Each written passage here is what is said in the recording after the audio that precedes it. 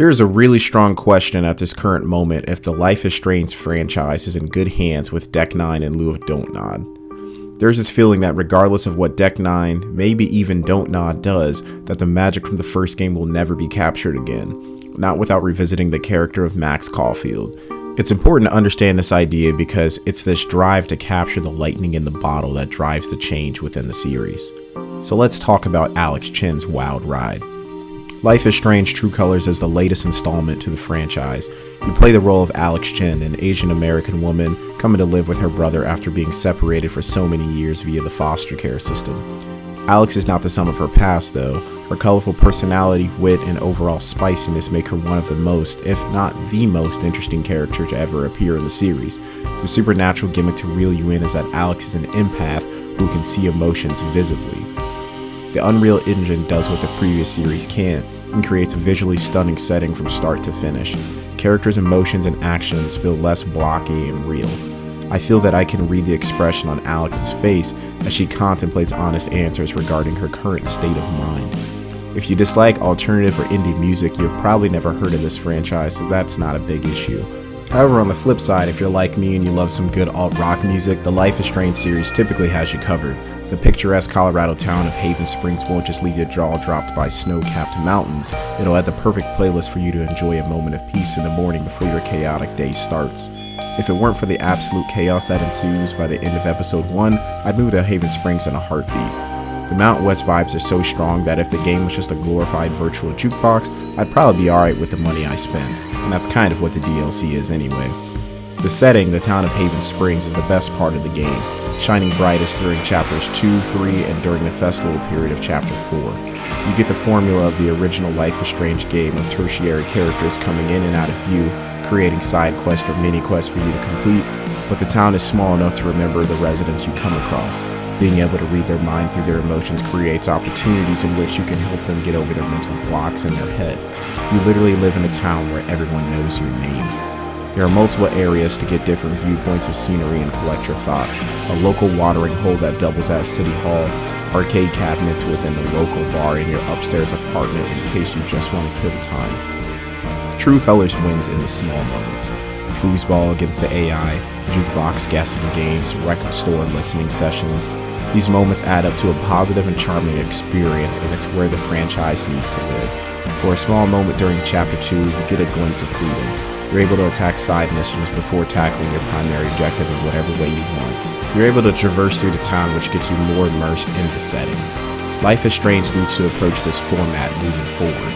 The release of this game all at once instead of being a monthly episodic adventure was already the first step. That created the instant benefit to binge this game all at once, but it also sets the tone for the future. If you play your cards right, you may be able to have your cake and eat it too. Imagine this, take the 5-episode format and turn it into a format that instead goes episode 1, sandbox, episode 5. Life is Strange is always going to have a relatively linear story to tell to some degree. It will be important to have an episode 1 that establishes the character, story, and the supernatural power, but after that, let the player explore. Draw me in to spend as much time in your world as possible. I want to. I can progress in the meantime at my own pace while getting invested in the lore and setting. Once I've completed everything I needed to, open the in-game door that is Chapter 5, we can finish the story.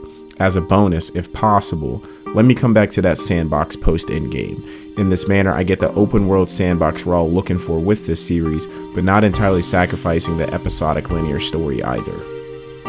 So what's the bad news? If the episodic format was done away with, why is this game still in chapters? Can the developers create smoother transitions, especially if there is still no campy previously on Life is Strange segment to remind me of the plot? Is it important to actually interrupt my gameplay and immersion to show me the decisions I've already made in a summary? Can this information be put somewhere else like Alex's journal? The majority of the flaws with this game exist within good aspects or changes within the series itself that have a lot of potential. It's the potential versus the execution that shows the flaws. Without diving into every single aspect of the story, one of the biggest strengths of the game is also its weakness: storytelling.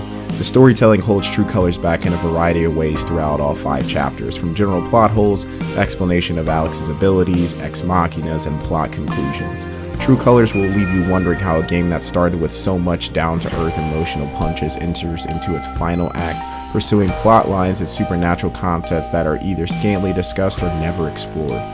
A large majority of the decisions made for secondary characters surface at the climax of the story, only to be sidestepped by the final choice. It doesn't leave loose ends necessarily, but it does feel like some plot lines end on a whimper when they started with a bang. It's hard to imagine that the creativity was actually lacking for Alex's ability regarding the spectrum of emotions. True Colors wants you to play the role as an empath, yet only gives you 4 main options for emotions. It's enough to get you through the game, but feels lacking for a group of developers who pat themselves on the back for their narrative-based gameplay heavily built on emotion. This affects the storytelling by actually reducing the majority of complex issues faced into one lump sum emotion. True Colors should be the game to verbally and visually show me the difference between sorrow, sadness, and depression, and instead it adds predictable colors to basic emotions. Do I really need to see a blue aura around my brother's best friend to understand that she's sad about his untimely passing, or have her words and body language already communicated that? True Colors makes up for this lack of creativity by its performances from each voice actor.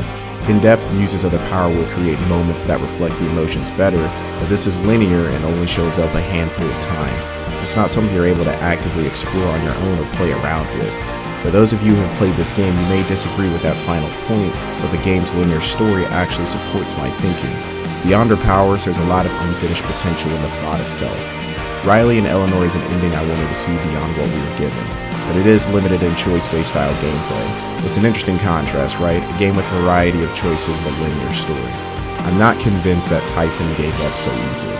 No redemption story for Mac? How come there was no closure with Alex's therapist? It doesn't quite feel like Alex's trauma with the foster care system is gone. What about all the friends she made and lost? What about exploring deeper narratives of the text messages received from the past? Ethan, quite possibly the person to be most affected by the traumatic events of Haven Springs, tends to get focused early, but not too much at the end. How does Alex conversing with her dead brother translate to her empath powers?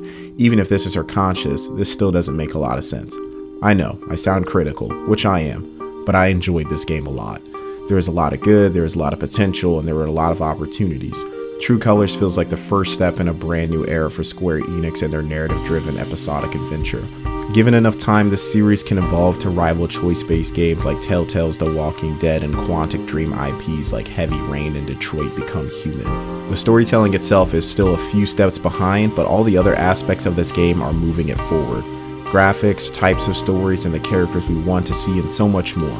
Let me address IGN's review of this game. Is this the best Life is Strange game? Narratively, no. Is this the best Life is Strange game functionally? Yes. Hopefully this isn't the last that we've seen of Alex Chen in Haven Springs, but you know how it goes. No sequels and no repeats of main characters. 8 out of 10 on the official Black Man's Log scale.